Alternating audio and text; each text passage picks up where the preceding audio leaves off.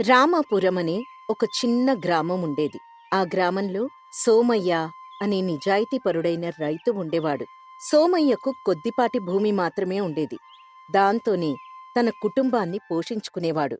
సోమయ్యకు పార్వతి అనే భార్య, 2 పిల్లలు ఉన్నారు. వాళ్ళది ఒక చిన్న, సంతోషకరమైన కుటుంబం. సోమయ్య తన పొలంలో కష్టపడి పనిచేసేవాడు. ఒకరోజు సోమయ్య పొలంలో నాగలి దున్నుతూ విత్తనాలు నాటుతూ ఉంటాడు. సూర్యుడు నడినెత్తికి వస్తున్నా అతను మాత్రం చెమట చిందిస్తూ పనిచేస్తూనే ఉంటాడు. ఈ ఏడాది వర్షాలు బాగా పడితే పంటలు బాగా పండుతాయి. నా కష్టం ఫలిస్తుంది. నా కుటుంబం కడుపు నిండా తింటుంది. అంతలో పార్వతి భోజనం తీసుకునొస్తుంది. ఏవండి, భోజనం చేయండి, ఎండ మరీ ఎక్కువైంది. ఇంకాస్త పని మిగిలి ఉంది పార్వతి. అది పూర్తి చేసుకునొచ్చేస్తానుండు. మీరోజు ఇంత కష్టపడతారు, కాస్త విశ్రాంతి తీసుకోండి. పని చెయ్యకపోతే పంటలెలా పండుతాయి పార్వతి? కష్టపడితేనే కదా ఫలితం దక్కేది. మీ కష్టం నాకు తెలుసులేండి. అందుకే మీకు భోజనం తీసుకొచ్చాను. కాసేపు కూర్చొని తింటే కాస్త శక్తొస్తుంది. సరే పార్వతి, నువ్వింతగా చెప్తున్నావు కాబట్టి తింటాను. 2 కలిసి చెట్టు నీడలో కూర్చొని భోజనం చేస్తారు. ఏవండి, పొలం పనులు ఎప్పటికి పూర్తవుతాయి? ఇంకో వారం పడుతుంది పార్వతి. ఆ తర్వాత కలుపు తీయాలి, ఎరువులు వేయాలి. పని మాత్రం ఆగదు. మీరింత కష్టపడుతుంటే నాకు చాలా బాధగా ఉందండి. బాధపడుకు పార్వతి. కష్టపడితేనే కదా మనం సంతోషంగా ఉండగలం. మన పిల్లలు కూడా కష్టపడడం నేర్చుకోవాలి. మీరు చెప్పింది నిజమేనండి. మీలాంటి భర్త నాకు దొరకడం నా అదృష్టం. ఆం పార్వతి, ఇక నేను పనికి వెళ్తాను. నువ్వింటికెళ్ళు. సరేనండి, జాగ్రత్తగా పనిచేయండి. పార్వతి ఇంటికి వెళ్తుంది. సోమయ్య మళ్లీ నాగలి పట్టుకుని పని మొదలు పెడతాడు. సోమయ్య ఎప్పుడూ ఇతరులకి సహాయం చేసేవాడు. గ్రామంలో ఎవరికే కష్టం వచ్చినా ముందుండేవాడు. ఒకరోజు అదే ఊర్లో ఉండే రంగయ్య అనే వ్యక్తి అనారోగ్యంతో మంచం మీద ఉన్నాడు. అది తెలుసుకున్న సోమయ్య పలకరించడానికి రంగయ్య ఇంటికి వెళ్లి, రంగయ్యకి ఇప్పుడు ఎలా ఉంది లక్ష్మి? 2 రోజుల నుండి జ్వరంతో ఉన్నారు. ఇంకా తగ్గడం లేదు. మరి ఆస్పత్రికి తీసుకువెళ్ళలేదా? పనిచేస్తేనే పూట గడవటం లేదు సోమయ్య గారు. ఇంకా ఆస్పత్రికి ఎలా తీసుకెళ్తాను చెప్పండి? ఇదిగో, ఈ డబ్బు తీసుకో. నీ భర్తకు మందులు కొనివ్వు. అవసరమైతే నన్ను పిలు. మీ రుణం ఎప్పటికీ తీర్చుకోలేను సోమయ్య గారు. అలా అనుకు లక్ష్మి. మనమంతా ఒకే గ్రామంలో ఉంటున్నాం. ఒకరికి కష్టం వస్తే మరొకరు సహాయం చేయాలి. అతని నిజాయితీ, మంచితనం వల్ల గ్రామస్తులందరికీ సోమయ్య అంటే ఎంతో గౌరవం. అదే గ్రామంలో భూస్వామి అనే ధనవంతుడుండేవాడు. అతనికి చాలా భూములుండేవి. అతనికి డబ్బు, అధికారం అంటే చాలా వ్యామోహం. ఎలాగైనా సరే డబ్బు సంపాదించాలనే ఆలోచనలతో ఉండేవాడు. అతని మాటలు, చేష్టలు ఎప్పుడూ దుర్మార్గంగా ఉండేవి. ఒకరోజు అదే ఊర్లో ఉండే రాజయ్య భూస్వామి దగ్గరకొచ్చి, నమస్కారం భూస్వామి గారు. ఏంటి రాజయ్య, ఈ సమయంలో వచ్చావు? అంతా కుశలమేనా? మీ దయ వల్ల అంతా బాగానే ఉందండి. కాని ఒక చిన్న సహాయం కోసం వచ్చాను. సహాయమా? నా దగ్గర సహాయం కోరడానికి ఏముంది? చెప్పు, ఏం కావాలో. నా పొలంలో పంటలెండిపోతున్నాయి. నీళ్లు లేక చాలా ఇబ్బందిగా ఉంది. మీరు కాస్త దయ తలిచి మీ బావిలోని నీరు నా పొలానికి కూడా ఇస్తే చాలా ఉపకారంగా ఉంటుంది. నీ పొలానికి నా బావి నీరా? నీకేమైనా మత్తిపోయిందా? నా బావి నీళ్లు నా పొలానికే సరిపోవు. నీకెలా ఇవ్వగలను? అలా అనకండి భూస్వామి గారు. మీరు కాస్త దయ తలిస్తే నా పంటలు పండుతాయి. దయా దయా దయా అంటూ నా సమయం వృధా చేయకు. నీ దగ్గర నీళ్లు కొనడానికి డబ్బులుంటేరా, లేదంటే వెళ్ళిపో. నా దగ్గర డబ్బులు లేవు భూస్వామి గారు. డబ్బులు లేకపోతే నా దగ్గర ఉచితంగా ఏమీ దొరకదు. దయచేసి అర్థం చేసుకోండి భూస్వామి గారు. నా పంటలు ఎండిపోతే నా కుటుంబం మొత్తం ఆకలితో చనిపోతుంది. నీ కుటుంబం సంగతి నాకెందుకు? నీకు చేతనైతే నీ పొలానికి నీళ్లు తెచ్చుకో, లేదంటే ఊరుకో. సరేనండి, ఏం చేస్తాం? మీ ఇష్టం. ఇంకేం లేదు కదా, వెళ్ళిపో మరి. నా సమయం చాలా విలువైంది. రాజయ్య నిరాశగా వెళ్ళిపోతాడు. ఒకరోజు భూస్వామి సోమయ్య పొలాన్ని చూశాడు. ఆ పొలం చాలా సారవంతంగా ఉండటం గమనించాడు. తనలో తాను ఇలా అనుకుంటాడు, ఈ సోమయ్య పొలం ఇంత సారవంతంగా ఉందా? నా పొలం పక్కనే ఉన్నా ఎప్పుడూ గమనించలేదు సుమి. ఈ పొలం నా చేతిలో ఉంటే ఎంత లాభం వస్తుందో. సోమయ్య దగ్గరికి సోమయ్య, ఎలా ఉన్నావ్? నీ పొలం చాలా బావుందయ్యా. పంటలు కూడా బాగా పండాయి. మీ దయ వల్ల బాగానే ఉన్నాను భూస్వామి గారు. దేవుడి దయ వల్ల పంటలు బాగా పండాయి. దేవుడి దయ ఒక్కటే కాదయ్యా, నీ కష్టం కూడా ఉంది. నువ్వు చాలా కష్టపడి పనిచేస్తావు కాబట్టి ఇలాంటి ఫలితాలొస్తున్నాయి. అది ఆ భగవంతుడి దయ సోమయ్య గారు. నీ పొలం చూస్తుంటే నాకొక ఆలోచన వచ్చింది సోమయ్య. నీ పొలం నాకు అమ్మేస్తావా? నీకు మంచి ధర ఇస్తాను. ఏంటి, నా పొలాన్ని అమ్మడమా? అవును. ఎందుకయ్యా? నీకు డబ్బు అవసరం కదా.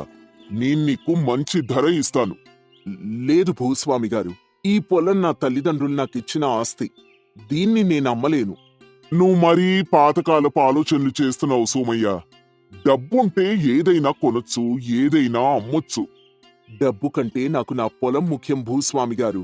నీకర్థం కావడం లేదు సోమయ్య. నేను నీకు మంచి అవకాశం ఇస్తున్నాను. నువ్వు ఒప్పుకోకపోతే తర్వాత చింతిస్తావు. నేను నా పొలాన్ని అమ్మను భూస్వామి గారు. సరే, నీ ఇష్టం. కాని తర్వాత నువ్వు నన్ను వేడుకున్నా నేను నీకు సహాయం చేయను. భూస్వామి కోపంగా అక్కడి నుంచి వెళ్ళిపోతాడు. భూస్వామి సోమయ్యను ఎలాగైనా లొంగదీసుకోవాలని నిర్ణయించుకున్నాడు. గ్రామంలోని పెద్ద మనుషుల్ని తన వైపు తిప్పుకున్నాడు. సోమయ్యకు వ్యతిరేకంగా పంచాయతీ పెట్టించాడు. గ్రామ పెద్దలు పంచాయతీకి సిద్ధంగా ఉన్నారు. భూస్వామి నవ్వుతూ ప్రవేశిస్తాడు. సోమయ్య బాధగా వస్తాడు.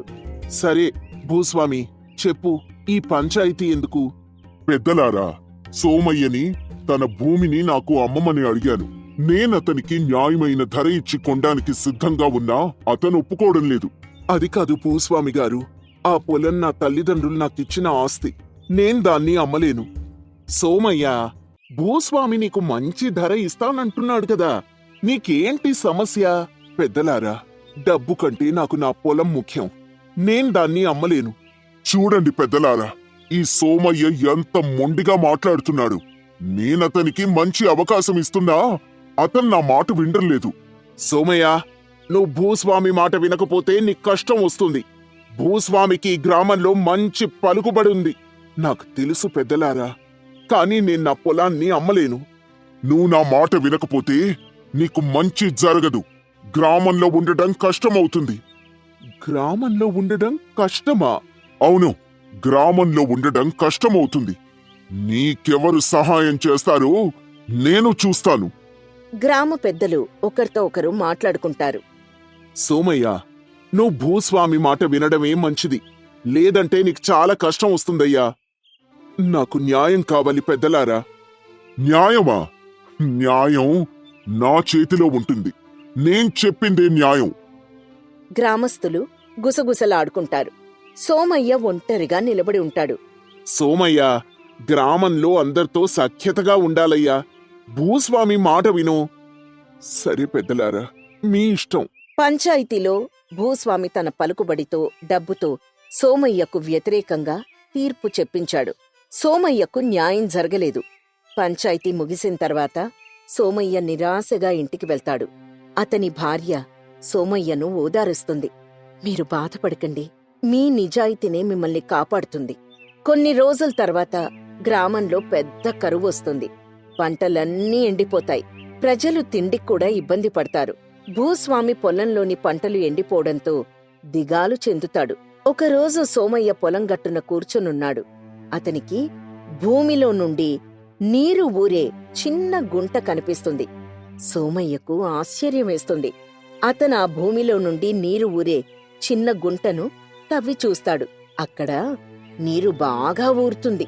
సోమయ్య వెంటనే గ్రామంలోని వారందరికీ ఆ విషయం చెప్తాడు. గ్రామస్తులందరూ కలిసి ఆ భూమిలో నుండి నీరు ఊరే చిన్న గుంటను పెద్ద బావిగా తవ్వుతారు. ఆ బావిలో నీరు సమృద్ధిగా ఉండడంతో గ్రామంలోని వారందరూ ఆ నీటిని ఉపయోగించి పంటలు పండిస్తారు. గ్రామస్తులందరూ సోమయ్యని మెచ్చుకుంటారు. అతని నిజాయితీ, సహాయ గుణం అందరికీ ఆదర్శంగా నిలుస్తాయి. భూస్వామి కూడా సోమయ్య బావి నీటిని ఉపయోగించి తన పొలంలో పంటలు పండిస్తాడు. పంటలు బాగా పండడంతో భూస్వామి సంతోషిస్తాడు. అలాగే అతనికి తన తప్పు తెలుస్తుంది. సోమయ్య నిజాయితీని చూసి అతను సిగ్గుపడతాడు. ఒకరోజు భూస్వామి సోమయ్య ఇంటికి వెళ్తాడు. సోమయ్య, నన్ను క్షమించయ్యా. నిన్ను తక్కువగా అంచనా వేశాను. నువ్వు నిజంగా గొప్పవాడివి. నువ్వు నీ నిజాయితీతో అందర్నీ గెలిచావు. నువ్వు నిజంగా గొప్పవాడివే. అలా అనకండి భూస్వామి గారు. మనందరం ఒకే గ్రామంలో ఉంటాం. మనం ఒకరికొకరం సహాయం చేసుకోవాలి. భూస్వామి సోమయ్య నిజాయితీని మెచ్చుకుంటాడు. తన తప్పును తెలుసుకొని సోమయ్యతో స్నేహం చేస్తాడు. ఈ కథలోని నీతి ఏంటంటే, నిజాయితీ ఎప్పుడూ గెలుస్తుంది. ఎంతటి కష్టం వచ్చినా సరే నిజాయితీని మాత్రం ఎప్పుడూ వదలకూడదు. అనగనగా దేవీపురం అనే అందమైన గ్రామంలో శంకరయ్య, గౌరీ అనే ఇద్దరు దంపతులు జీవనం సాగిస్తూ ఉండేవాళ్లు. వాళ్ళు చాలా పేదవాళ్లు. వాళ్ళు బాగా కష్టపడి వ్యవసాయం చేస్తూ ఉండేవారు. వాళ్ళకి ఇద్దరు కొడుకులు, నవీన్, గిరీష్. శంకరయ్య వ్యవసాయం చేస్తూ వాటి నుంచి వచ్చిన ఆదాయంతో ఇద్దరు పిల్లల్ని కష్టపడి పెద్ద చదువుల్ని చదివిస్తున్నాడు. ఒకరోజు శంకరయ్య గౌరీతో, గౌరీ, మన ఇద్దరు పిల్లలు పెద్దవాళ్ళు అవుతున్నారు. వాళ్ళు పెద్ద చదువులని చదువుతున్నారు కాబట్టి మనిద్దరం కష్టపడి బాగా చదివించి వాళ్ళకి ఉన్నత స్థాయిలో ఉంచాలి అన్న ఆశయం నాకు ఎప్పటినుంచో ఉన్నది. అవునయ్యా, నాకు ఎప్పటినుంచి అలాంటి ఉద్దేశమే ఉంది. వాళ్ళు మనలాగా కష్టజీవులు కాకుండా గొప్ప స్థానంలో ఉండాలని నా కోరిక. అవును గౌరీ, వాళ్ళు గొప్పవాళ్ళు అయితే మన కష్టానికి ప్రతిఫలం దక్కినట్లే. ఇలా కాలం గడుస్తూ ఉంటుంది. వాళ్ల చదువులు దగ్గర పడుతూ ఉంటాయి. నవీన్ చాలా తెలివైనవాడు. ఎప్పుడూ తల్లిదండ్రులకి, తన చుట్టుపక్కల ఉండే వాళ్లకి సహాయం చేస్తూ ఉంటాడు. అతడు తన చదువులో కూడా ఏకాగ్రతతో ఉండేవాడు. గిరీష్ చాలా బద్ధకస్తుడు. స్థాయికి మించి కోరికలు కోరేవాడు. ఇతడు దురాశ బుద్ధి కలవాడు. నవీన్, గిరీష్ ఇద్దరి చదువులు అలా కొనసాగుతుంటాయి. ఒకరోజు గౌరీ శంకరయ్యతో ఇలా అంటుంది. ఏమయ్యా, ఇంకా 2 రోజుల్లో పండగ రాబోతోంది. మన పిల్లలు ఏమైనా ఫోన్ చేశారా? నువ్వు చెప్పాలేంటి? నాకు ఆ విషయం ముందుగానే తెలుసు. అయినా మన పిల్లల చదువులు పండగ వచ్చేసరికి పూర్తయి ఇంటికి వచ్చేస్తారు. అవునయ్యా, నాకు చాలా సంతోషంగా ఉంది. ఎందుకంటే ఈసారి పండక్కైనా మన పిల్లలు మన దగ్గరుంటున్నారు. గౌరీ, మన పిల్లలు వస్తున్నారు కాబట్టి వాళ్లకు ఇష్టమైన వంటలన్నీ త్వరగా చెయ్యి. అలాగేనయ్యా, వాళ్ళకిష్టమైనవన్నీ చేస్తాను. వాళ్లతో పాటు మీకు కూడా ఇష్టమైనవి చేస్తాను అంటూ లోపలికి వెళ్ళిపోతుంది. మరుసటి రోజు తెల్లవారేసరికి నవీన్, గిరీష్ ఇద్దరూ కలిసి ఇంటికొస్తారు. గౌరీ, పిల్లలిద్దరూ ఇంటికి వచ్చేసారే. నువ్వు ఒకసారి ఇలా రా. ఎరా నాన్న, బాగున్నారా? హడావుడిగా లోపల నుంచి గౌరీ వస్తుంది. నాన్నా, నవీన్, గిరీష్ బావున్నారా? ఎలా ఉన్నారు? ఎన్ని రోజులైందో మిమ్మల్ని చూసి. బాగున్నామమ్మా. మీరు ఎలా ఉన్నారు? నేను బాగా చదివి మంచి మార్కులు సంపాదించుకున్నాను. నాన్న, ఇక మంచి ఉద్యోగం తెచ్చుకొని నిన్ను అమ్మని చాలా మంచిగా చూసుకుంటాను. అయ్యా, చాలా మంచి విషయం చెప్పావు. ఇక నువ్వెలా ఉన్నావు గిరీష్? బాగున్నాను నాన్న. నేను కూడా పరీక్షల్లో మంచి మార్కులు తెచ్చుకున్నాను. చాలా సంతోషం గిరీష్. ఇదిగో మీ అమ్మ మీకు ఇష్టమైనవన్నీ చేసి తీసుకుని వస్తుంది, తినండి. ఇలా రోజులు గడుస్తుంటాయి. నవీన్, గిరీష్ మంచి ఉద్యోగాలు తెచ్చుకుంటారు. నవీన్కి పోలీసు ఉద్యోగం వస్తుంది. గిరీష్ కూడా తన చదువుకు తగ్గట్టు ఒక చిన్న ప్రభుత్వ ఉద్యోగం సంపాదించుకుంటాడు. దీంతో శంకరయ్య, గౌరీలు చాలా సంతోషిస్తారు. ఇలా ఉండగా ఒకరోజు శంకరయ్య గౌరీతో, గౌరీ, మన పిల్లలు మంచి ఉద్యోగాలు సంపాదించుకుని మంచి స్థానంలో నిలబడ్డారు. నాకు చాలా సంతోషంగా ఉంది. అవునండి, వాళ్ళు ఎవరి మీద ఆధారపడకుండా వారి కాళ్ల మీద వాళ్ళు నిలబడ్డారు. వాళ్ళకి పెళ్లి వయసు వచ్చింది. వాళ్ళకి మంచి సంబంధాలు చూసి పెళ్లి చెయ్యాలి. సరే, అలాగే గౌరీ, నీ మాట ప్రకారమే చేద్దాం. నవీన్, గిరీష్ ఇద్దరు కూడా తమ భార్యతో చాలా సంతోషంగా ఉద్యోగాలు చేస్తూ కాలాన్ని గడుపుతూ ఉండేవాళ్ళం. నవీన్ మాత్రం తన ఉద్యోగం పట్ల చాలా శ్రద్ధతో బాధ్యతగా ఉండేవాడు. గిరీష్ తన ప్రభుత్వ ఉద్యోగంతో వచ్చిన డబ్బు సరిపెట్టుకోలేకపోయేవాడు. ఇతడు ఉద్యోగంలో సంపాదించిన డబ్బుతో తృప్తి పడేవాడు కాదు. ఆ ఉద్యోగాన్ని వదిలిపెట్టి మంచి లాభం పొందాలని ఏదో ఒక వ్యాపారం చెయ్యాలి అని నిర్ణయించుకున్నాడు. ఒకరోజు గిరీష్ భార్య గౌతమితో, గౌతమి, నేను ప్రభుత్వ ఉద్యోగాన్ని మానేయాలనుకుంటున్నాను. ఎందుకంటే ఉద్యోగం నుండి వచ్చిన జీతం నాకు సరిపోవట్లేదు. ఏదో ఒక వ్యాపారం మొదలుపెట్టాలి అనుకుంటున్నాను. ఎందుకండి మంచి ప్రభుత్వ ఉద్యోగాన్ని మానేస్తాను అంటున్నారు? మీకేమైనా పిచ్చి పట్టిందా? ఎప్పుడూ లేంది ఇలా ఎందుకు మాట్లాడుతున్నారు? మనకు ఎంత సంపాదన వస్తే దానితోనే తృప్తి పడాలి. అతిగా దురాశ పడితే మనం జీవితంలో ఎప్పటికీ పైకి ఎదగలేము. దురాశ దుఃఖానికి చేటు అని పెద్దలు అన్నారండి. ఏదేమైనా నా ఆలోచనలు మార్చుకోలేను. కాబట్టి ఉద్యోగాన్ని రాజీనామా చేసి నేను వ్యాపారం పెడతాను. ఇలా మొండి పట్టు కూర్చునే వాళ్లను మార్చేవాళ్లు ఎవ్వరూ ఉండరు. మీ ఇష్టం అని అక్కడి నుంచి వెళ్లి వంట చేసుకుంటుంది. గిరీష్ ఉద్యోగాన్ని రాజీనామా చేసి ఇంటికి వచ్చి ఏదో ఒక వ్యాపారం చేయాలని ఆలోచిస్తూ బయట కూర్చుంటాడు. ఉద్యోగానికి రాజీనామా చేశాడు అన్న విషయం తెలిసిన నవీన్ గిరీష్ దగ్గరికి వస్తాడు. గిరీష్తో నవీన్ ఇలా అంటాడు. ఏంట్రా గిరీష్, నీకేమైనా మతిపోయిందా? ఉద్యోగం రాజీనామా చేసి ఇక్కడ ఖాళీగా కూర్చుంటావేంటి? నీ ఉద్దేశం ఏంటి? ఉద్దేశం ఎందుకు మానేశావు? నాకు ఉద్యోగం పట్ల పెద్దగా ఆసక్తి ఉండడం లేదు. అయినా నాకు వచ్చే జీతం తక్కువ కాబట్టి ఏదో వ్యాపారం చేసే డబ్బును సంపాదించుకుంటానులే. జీతం సరిపోవట్లేదని ఉద్యోగం మానేయాలా? మన శరీరానికి శ్రమ లేకుండా డబ్బులు సంపాదించవచ్చు. ఏ వ్యాపారం పెట్టినా మన జీతం కంటే తక్కువే వస్తుంది. నువ్వు అలానే అంటావన్నయ్య. ఎందుకంటే నాకంటే పెద్ద ఉద్యోగం, నీకు ఎక్కువ జీతం అందుతుంది కాబట్టి నువ్వు ఇలాంటి నీతి కబుర్లు చెప్తున్నావు. అలా గిరీష్ అనేసరికి ఏం చెప్పాలో నవీన్కి తెలియక ఇలా అంటాడు. నేను వచ్చిన జీతంతో తృప్తి పొందుతున్నాను కాబట్టి ఆ జీతం నాకు సరిపోతుంది. కానీ నువ్వు అలా తృప్తి పొందట్లేదు. నీ కర్మరా బాబు. ఎవరు చేసిన కర్మకు వాళ్లే బాధ్యులు. గిరి మిఠాయి దుకాణం పెట్టాలని ఏర్పాట్లు చేస్తుంటాడు. ఈయన దగ్గర ఉన్న డబ్బులు సరిపోవు. ఎవరికి అడగాలో తెలియక అప్పుడు గౌతమి దగ్గరకు వెళ్లి ఇలా అంటాడు.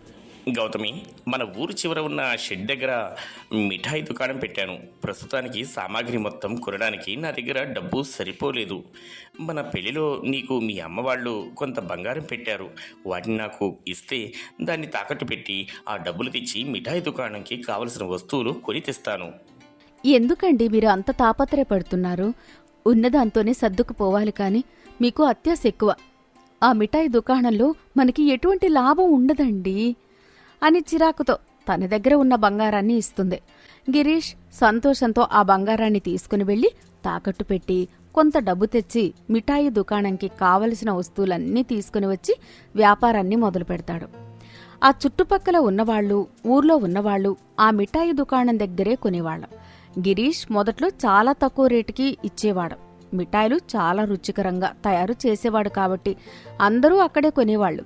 ఈ విధంగా మంచి పేరును సంపాదించుకున్నాడు. ఇలా కొన్ని రోజులు గడుస్తూ ఉంటాయి. మంచి డబ్బును సంపాదిస్తూ ఉంటాడు. ఆ ఊర్లో ఉన్న సోమేష్ గిరీష్ షాప్కి ఉన్న గిరాకీని, తన పేరును ఎలాగైనా చెడగొట్టాలని తన దగ్గరకు వెళ్లి ఇలా అంటాడు. ఏంట్రా గిరీష్, ఈ మధ్యన బాగా పేరు చెందావు. అందరి నోట నీ పేరే వస్తుంది. మిఠాయిలు బాగా తయారు చేసి తక్కువ రేటుకి అమ్ముతున్నావు అని. అయినా నువ్వు ఇంత చక్కగా ఇంత రుచికరంగా తక్కువ రేటుకి అమ్మితే నువ్వు ఎప్పుడు డబ్బులు సంపాదించి పై స్థాయికి వస్తావు? సోమేష్ మాటలు విన్న గిరీష్ తన మనసులో ఇలా అనుకుంటాడు. సోమేష్ చెప్పిన మాటలు నిజమే కదా, ఇంత నిజాయితీగా ఇలా అమ్మితే నేను డబ్బును సంపాదించలేను అనుకుంటాడు. ఇలా కొన్ని రోజులు గడిచాక పాల వ్యాపారం కూడా చేస్తాడు. పాలలో ఎక్కువ నీళ్లు కలిపి కల్తీ పాలను అమ్మేవాడు. ప్రజలందరూ మొహమాటంతో గిరీష్ దగ్గరే మిఠాయిలు, పాలు కొనుక్కునేవాళ్లు. ఒకరోజు ఆ ఊరు దుర్గ తన బిడ్డ కోసం పాలిస్తూ ఉంటుంది. అయ్యా గిరీష్, మా బిడ్డకి పాలు కావాలి, ఇవ్వండయ్యా. చక్కటి నాణ్యమైన పాలమ్మా. వీటిలో ఒక్క చుక్క నీళ్లు కూడా కలపలేదు.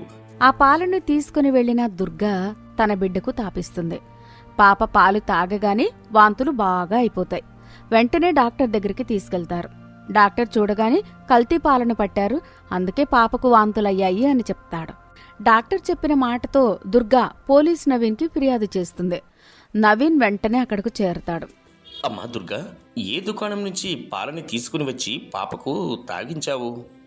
అయ్యా, నా పాప ఏడుస్తుంటే గిరీష్ గారి దుకాణంకి వెళ్లి పాలను తెచ్చి తాగించానయ్యా. వెంటనే నవీన్ గిరీష్ దుకాణంకి వెళ్లి పాలలో, మిఠాయిలో కొన్ని నిర్ధారణ పరీక్షలు చేస్తాడు. వాటిలో కల్తీ చేసి ఉన్నట్టు తెలుస్తుంది. గిరి, నువ్వు చేసే వ్యాపారంలో కల్తీ చేస్తున్నావు కాబట్టి నువ్వు ఈ దుకాణంని మూసివేయాలి. ప్రభుత్వానికి కొంత డబ్బులు జరిమానా కట్టాలి, లేదంటే నీకు పెద్ద శిక్ష పడుతుంది. అన్నయ్య, నన్ను క్షమించండి. నేను దురాశతో డబ్బు సంపాదించాలని అనే ఉద్దేశంతోనే ఇలాంటి పని చేశాను. ఇంకెప్పుడూ అలాంటి పని చేయను. ఈ ఒక్కసారికి నన్ను క్షమించండి. చూడు గిరి, ఒక అన్నయ్యగా నిన్ను నేను క్షమించగలను, కానీ ఇప్పుడు నేను ఒక ప్రభుత్వ పోలీస్ అధికారిని. నా కర్తవ్యాన్ని నేను నిర్వర్తించాలి. నేను నిన్ను శిక్షించక తప్పదు.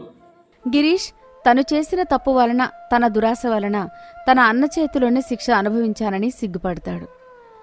నీతి: ఏ మనిషికైనా ఆశ ఉండొచ్చు, కాని అత్యాశ ఉండకూడదు. అది ఈ సమాజంలో చాలా చెడ్డ పేరును తీసుకొస్తుంది, మన భవిష్యత్తును అంధకారం చేస్తుంది.